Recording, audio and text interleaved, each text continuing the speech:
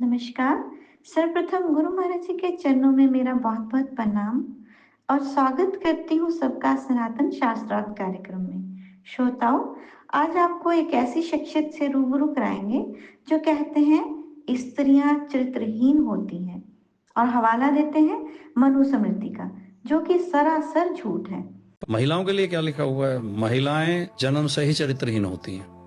पुरुष को इनके ऊपर नजर रखनी चाहिए। स्त्री को कभी स्वतंत्र नहीं छोड़ना चाहिए। उसे बचपन में पिता के अधीन, युवावस्था में पति के अधीन और वृद्धावस्था में पुत्र के अधीन रहना चाहिए। इनसे पहले कोई ये पूछे, जिस माता ने तुम्हें गर्भ में 9 महीने रखा, तुम्हें जन्म देकर इस संसार का दर्शन कराया, करोड़ों तरह के कष्ट सह सहकर तुम्हें तुम्हारा पालन पोषण किया, तुम्हें जीवन यापन योग्य बनाया, उसी माता उसी स्त्री को चरित्रहीन कहते इतना बड़ा पाप, इतना बड़ा झूठ बोलते हुए एक बार भी तुम्हारी रूह नहीं कांपी? तो गुरु महाराज जी, ये शख्स मनुस्मृति का हवाला देकर इतना बड़ा झूठ समाज में फैला रहे हैं। कृपया आप समाज को इस सत्य का दर्शन कराएं जी। ओम। ये हमारा दुर्भाग्य है कि हमारी जो सनातन संस्कृति है, वो 4 जो वेद हैं, वो आज हमने भुला दिए। सनातन का अर्थ है सदा रहने वाला, और ये शब्द अथर्ववेद में भी आया है, और इसका अर्थ है सदा रहने वाला परमेश्वर। तो चारों वेदों को तो कोई छेड़ नहीं पाया, क्योंकि वो अलौकिक वाणी है, ईश्वर से निकली हुई। पर इसके पश्चात जो ऋषि मुनियों ने सदग्रंथ लिखे, तो एरोगेंट मीन्स जो वेद विरुद्ध बातें करते हैं, अपनी बुद्धि से बातें करते हैं, जो बुद्धि सब संसार के नर नारियों की रजोगुण, तमोगुण, सतोगुण वाली है, तो उसकी जो बात करते हैं, तो उसमें रजोगुण, तमोगुण, सतोगुण भरा होता है। रजोगुण होता है विषय विकारी, तमोगुण होता है आलसी, और सतोगुण होता है अहंकार। इनकी बहुत सारी वैरायटीज हैं। तो उस बुद्धि से जो एरोगेंट है, उन्होंने हमारे आदि शास्त्र जो है, जैसे वाल्मीकि रामायण है, मनुस्मृति है, और जैसे शास्त्र भी हैं, तो ऐसे ऋषि मुनियों के जो पवित्र वाक हैं, क्योंकि मनु जो ऋषि मुनियों की बुद्धि, वो तो रजोगुण, तमोगुण, सतोगुण वाली होती नहीं है। तो उनके जो वाक हैं, सत्य जो हैं, उनके लिखे हुए ग्रंथों में जो झूठ फैलाया है, वो आज हमारी संस्कृति को ले बैठा, दुनिया को नास्तिक बना बैठा। तो इसी प्रकार मैंने एक रील देखी परसों तरसों, उसमें एक सज्जन कह रहे हैं कि भाई नारी जो है वो चरित्रहीन होती है। बड़ा दुख लगा कि देखो, अपनी ही संस्कृति पर कुठारघात कर रहे हैं हम। झूठों के बहकाए में वेद सुनते नहीं, शास्त्र जानते नहीं, जो जिससे सुन लिया झूठ वही आगे फैला देते हैं। तो ये जो फैल रहा है अज्ञान, ये रोकना चाहिए। मनुस्मृति की तो इतनी बेइज्जती चल रही है, जो बेइज्जती कर रहे हैं उनको पता नहीं भगवान क्या सजा देगा। ऐसा सुंदर लिखा है मनु भगवान ने वेदों अनुसार, उसको ये झूठ फैला रहे हैं। तो जिस मनुस्मृति श्लोक 11/245 मतलब विशुद्ध मनुस्मृति से लिया हमने। विशुद्ध मनुस्मृति का 11/245 श्लोक जो है उसमें ये कह रहे हैं मनु भगवान कि जो जिज्ञासु प्रतिदिन वेदाध्ययन करता है, कठोर है, उनका मतलब अधिक से अधिक कठोर जो करता है और यज्ञ करता है, यज्ञानुष्ठान करता है, तप करता है, श्रुतम तप है, जैसे अभी अष्टांग योग की भी साधना करता है, तो ये क्रियाएं जो करता है, करते हैं वो जो भी जिज्ञासु, वे क्रियाएं उसके बड़े से बड़े पापों को क्षण भर में नष्ट कर देती है। ये मनु भगवान कह रहे हैं मनुस्मृति में। मनु भगवान मनुस्मृति में ये कह रहे हैं। जो मनुस्मृति में ये कह रहे हैं उनको कह रहे हैं कि ये मनुस्मृति जातिवाद है, ये है, पता नहीं क्या क्या। अब हम ज़्यादा तो अभी बोल नहीं सकते, लेकिन धीरे धीरे बोलते रहेंगे क्योंकि इतना टाइम नहीं होता ना। 11/246 में मनु भगवान कह रहे हैं कि जैसे अग्नि अपने तेज से लकड़ी को जी और कई जलने वाली चीज़ों को जला के राख कर देती है, वैसे ही वेद का ज्ञाता जो वेद से ज्ञान प्राप्त करता है, वो ज्ञान उसके सभी पाप संस्कारों को भस्म कर देता है, भस्म कर देता है। मनु भगवान तो ये कह रहे हैं। लोग ये कह रहे हैं नहीं नहीं नहीं इन्होंने जातिवाद फैला दिया, नहीं नहीं नहीं इन्होंने ये कर दिया, नहीं नहीं नहीं। अरे तुम कहने वाले कभी अपने को सोचो। आपने वेद सुने हैं जो ऐसा कह रहे हो, आपने 6 शास्त्र सुने हैं जो ऐसा कह रहे हो, आचार्यों के पास गए हो जो ऐसा कह रहे हो, घर बैठे कह रहे हो, जिसने जो झूठ लिख दिया वो पढ़ पढ़ के कह रहे हो। सच्चाई से तो आप बहुत दूर हो। तो ऐसे जो संस्कारों को भस्म करने वाला वेद का ज्ञान दे रहे हैं भगवान मनु। तो अपनी ही अगर विशुद्ध जो मनुस्मृति पढ़ोगे जो कि सचमुच में अपने भगवान मनु के द्वारा लिखी गई है, तो पता चलेगा कि उसमें 9/28 श्लोक है, 96 श्लोक है, 11 है। इसमें जितने भी शुभ कार्य पुरुष करता है यज्ञ आदि के और अनुष्ठान करता है, तो उसमें मनु भगवान लिख रहे हैं कि नारी भी उसका साथ दे करके उन धर्म कार्यों को पूर्ण करे। नारी पवित्र होती है ना। तो अब नारी की कितनी इज्जत है, क्यों? क्योंकि वेद में भगवान ने कहा नारी की इज्जत को। ऋग्वेद मंत्र 8:33-19 में परमेश्वर ने नारी को स्त्री ही ब्रह्मा बभूविथ, स्त्री ब्रह्मा का पद धारण किए हुए है।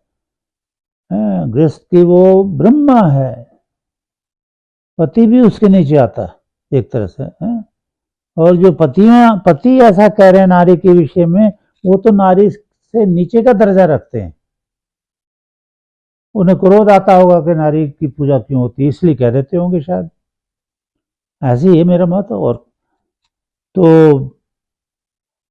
ये इन श्लोकों में ये कहा है कि धर्म के सभी कार्यों में जो पुरुषों के समान स्त्रियों का अधिकार माना जाता है। जो पुरुष करेगा वही नारी का अधिकार है। पुरुष वेद सुनेगा तो नारी का भी अधिकार वेद सुनने का है। पुरुष योगी होगा तो नारी का अधिकार योगिनी होने का है। क्या आपको रामायण नहीं पता कि भाई वाल्मीकि रामायण जो ऋषि की पुस्तक है वो देखो, उसमें ये कहा है कि भगवान राम लक्ष्मण जब शबरी के और आश्रम में गए तो शबरी ने ही उन्हें रावण का पता दिया था अपनी दिव्य दृष्टि से देखकर, और उन्होंने उनको मस्तक टेका और उन्होंने झूठे बेर नहीं खिलाए। ये तो मनगढ़ंत बातें हैं। आप ऋषियों की पुस्तक पढ़ो ना, जो ऋषि ही देवाह सत्यम वदंती, ये तो सत्य बोलते हैं। मनुष्याः अमृतम वदंती, मनुष्य तो झूठे हैं, झूठ बोलते हैं। ये क्यों नहीं पढ़ते, ये क्यों नहीं पढ़ते, है ना। तो स्त्रियों का अधिकार समान माना गया है। स्त्री को यज्ञ करने का भी अधिकार है क्योंकि पुरुष भी यज्ञ करते हैं। योगिनी बनने का अधिकार है क्योंकि वो योगी होते हैं मनुष्य। तो 8:33:9 में जो परमेश्वर ने कहा कि स्त्री ही ब्रह्मा बभूविथ, तो ये चरित्रहीन कैसे हो सकती है। चरित्रहीन तो आदमियों के नाम गिना दो, ये जितने बड़े बड़े क्या थे वो, जब अंग्रेजों ने वो किया था, वो थे ना, वो क्या बोलते हैं, तो जैसे हैदराबाद है उसका नवाब ना, तो ऐसे ही नवाब देखो, इनको आप खुद ही सोच लो। आजकल के बड़े बड़े अमीर देखो, बहुत बहुत बहुत बड़े, कई ठीक हैं, कई अभी भी स्त्रियों को गुलाम बना रहे हैं, अभी भी कई कई स्त्रियां, मैं कहना नहीं चाहता, मेरा मतलब ये कैसे कह रहे हैं कि भाई ऐसा है, तो कितना पाप है ये, भगवान सजा देता है। तो अनगिनत पूजनीय प्रातः दर्शनीय विदुषी महाचरित्रवान, जिनकी चरणों की धूल मिल जाए तो इंसान तर जाए, ऐसी कुछ नारियों के नाम मैं देता हूं। हमारे भारतवर्ष में उत्पन्न तो हुई हैं ये लाखों करोड़ों अरबों, लेकिन मैं तो कुछ का ही अनादिकाल से, मतलब कुछ का नाम लेता हूं कि जगह ज्यादा नहीं है। कि जैसे आप देखो माता सीता, अत्रि ऋषि की धर्मपत्नी अनसुईया, राजा थे वो भीष्म के जो पिता, शांतनु की पत्नी गंगा, जिसने कितना बच्चों को महान बना दिया था, मदालसा, कात्यायनी, आज के युग में भी एक भामती हुई है जिसकी शादी बचपन में हो गई थी, लेकिन पति लेने नहीं आया उसको। जब जवानी आई तो छोटी सी हुई थी, 5-6 साल की, उस समय, बहुत पुरानी बातें हैं ये। तो अब भानुमति के माता पिता का भी देहांत हो गया, रिश्तेदारों का भी देहांत हो गया। उधर जो उनका नाम था वाचस्पति मिश्र, उनके माता पिता का भी देहांत हो गया। तो फिर वो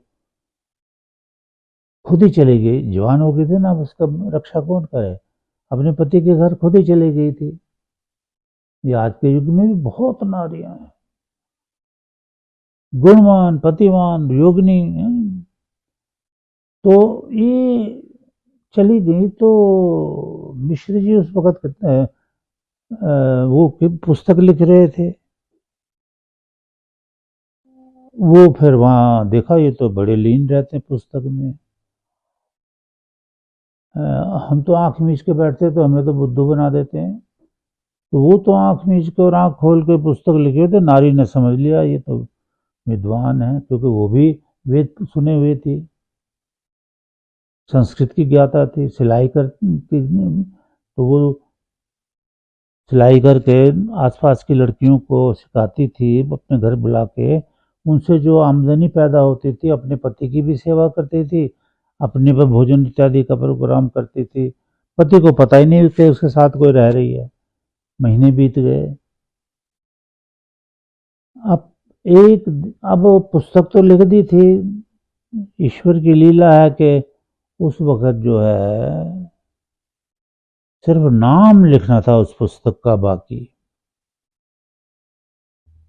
और वो उस वक़्त हो गए थे 70 साल से भी ज़्यादा उम्र के।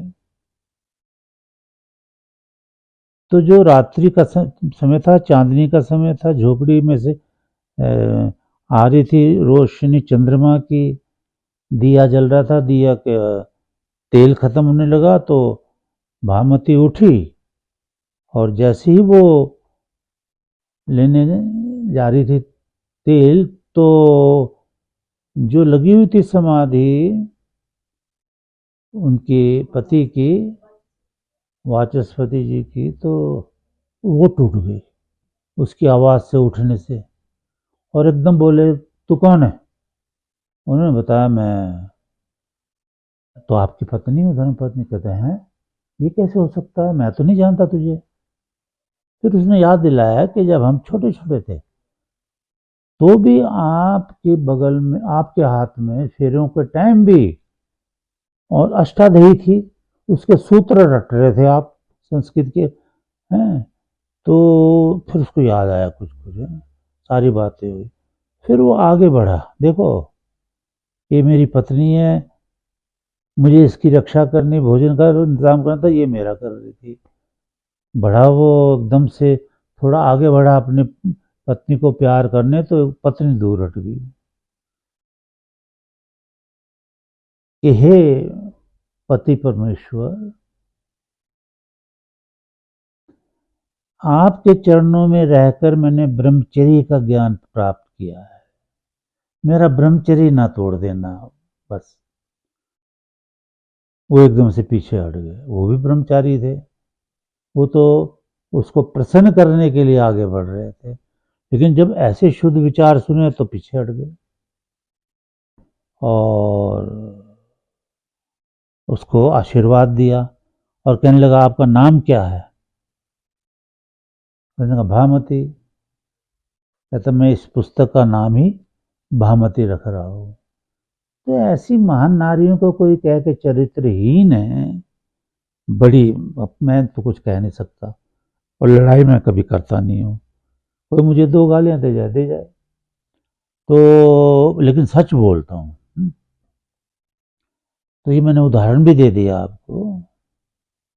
तो वही ये नारियां समाज सुधारक, वेद की पाठी, पठन करने वाली, वेदों का ज्ञान देने वाली बच्चों को पता नहीं कैसी कैसी महान हुई हैं। तो हम इस चीज को कंडम करते हैं कि नारी चरित्रहीन होती है, वो तो चरित्रवान होती है। धन्यवाद महाराज जी, आपने समाज को ये समझाया कि स्त्री का दर्जा तो ईश्वर के बराबर है। वेदों में स्वयं ईश्वर ने स्त्री को ब्रह्मा और पुरुष से ऊपर का दर्जा दिया है। तो संपूर्ण महिला जगत से मेरी प्रार्थना है कि समाज में स्त्रियों के लिए ऐसे अपमानजनक और स्त्री के सम्मान को ठेस पहुंचाने वाले शब्दों को ग्रहण ना करें। यदि ऐसा कहीं भी कोई कहता सुनता है तो हमारे तक उनके शब्दों को, उनके वाक्यों को जरूर पहुंचाएं।